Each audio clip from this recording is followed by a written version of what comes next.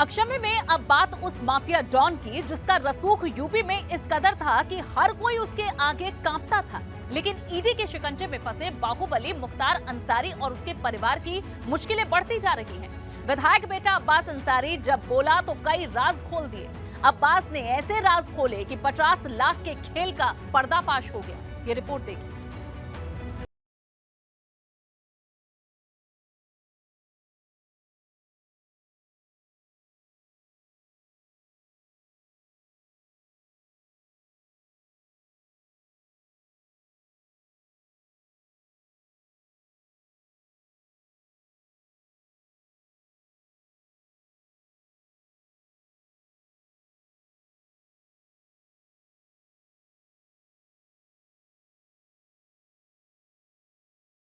मुख्तार कसता जा रहा है। ईडी की टीम मुख्तार के विधायक बेटे अब्बास अंसारी और साले शर्जील रजा को कोर्ट की अनुमति के बाद अपनी कस्टडी में लेकर लगातार पूछताछ कर रही है। और इस पूछताछ में अब्बास अंसारी ने जो राज खोले हैं वो बेहद चौंकाने वाले हैं, जिनसे अब तक जांच एजेंसी भी अनजान है। लॉन्ड्रिंग केस में ईडी ने मुख्तार अंसारी के विधायक बेटे अब्बास अंसारी और साले शर्जील रजा उर्फ आतिफ को गिरफ्तार किया है। गिरफ्तारी के बाद ईडी ने कोर्ट के आदेश पर दोनों को अपनी कस्टडी रिमांड में लिया हुआ है। ईडी की टीम ने प्रयागराज में अपने इसी दफ्तर में दोनों को रखा हुआ है, जहां उनसे लगातार पूछताछ की जा रही है। और सूत्रों से जो जानकारी मिली है उसके मुताबिक ईडी की टीम ने आज मुख्तार अंसारी के बेटे अब्बास अंसारी और साले शर्जील रजा को आमने सामने बिठाकर पूछताछ की है। दोनों को तकरीबन एक साथ 6 घंटे तक आमने सामने बिठाकर पूछताछ की है। इस पूछताछ में तमाम कई अहम तथ्य सामने आए हैं, कई चौंकाने वाले और सनसनीखेज खुलासे हुए हैं। मुख्तार का बेटा अब्बास अंसारी 5 दिन से कस्टडी में है, तो साले शर्जील रजा को 2 दिन से ईडी के सवालों का सामना करना पड़ रहा है। दोनों को आमने सामने बिठाकर 6 घंटे तक पूछताछ की गई, जिसमें ईडी को पता चला कि साला शर्जील रजा ही मुख्तार परिवार से जुड़े मनी लॉन्ड्रिंग के खेल का असली मास्टरमाइंड है। शर्जील रजा ने ही मुख्तार अंसारी की पत्नी और बेटों के नाम से अलग कंपनी बनवाई थी।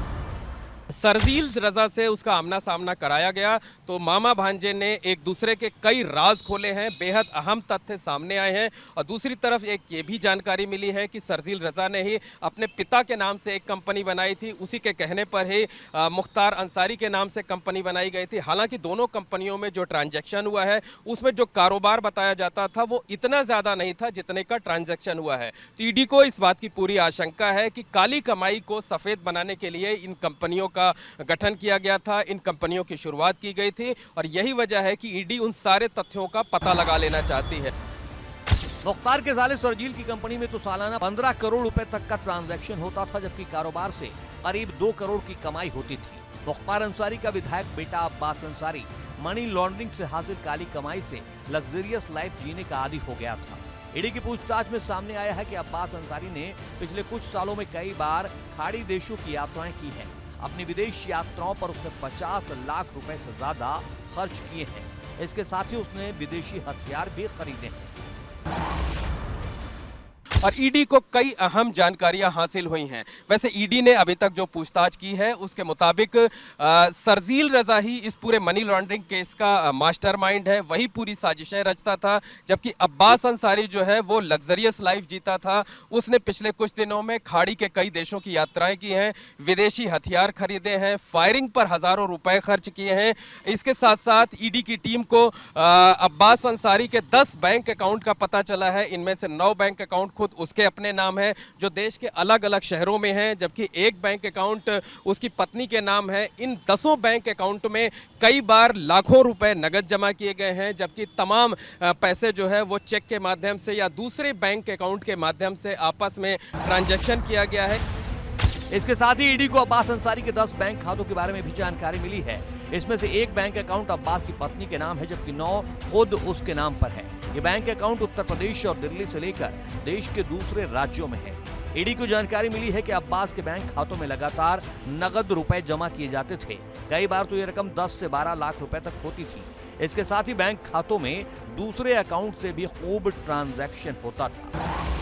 ईडी इसी बात का पता लगाने की कोशिश में है कि आखिरकार अब्बास अंसारी के बैंक खातों में लाखों रुपए कैसे जमा होते थे और किस तरह उसने तकरीबन 50 लाख रुपए से ज़्यादा विदेश यात्रा पर और हथियार खरीदने में खर्च किए।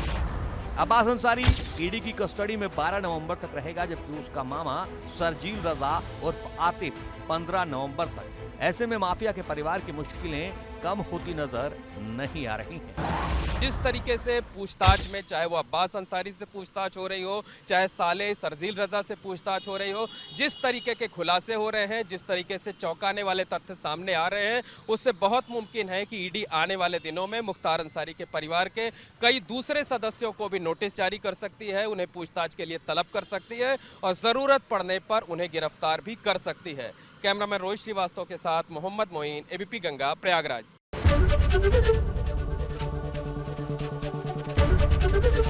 एबीपी गंगा, खबर आपकी, जुबान आपकी।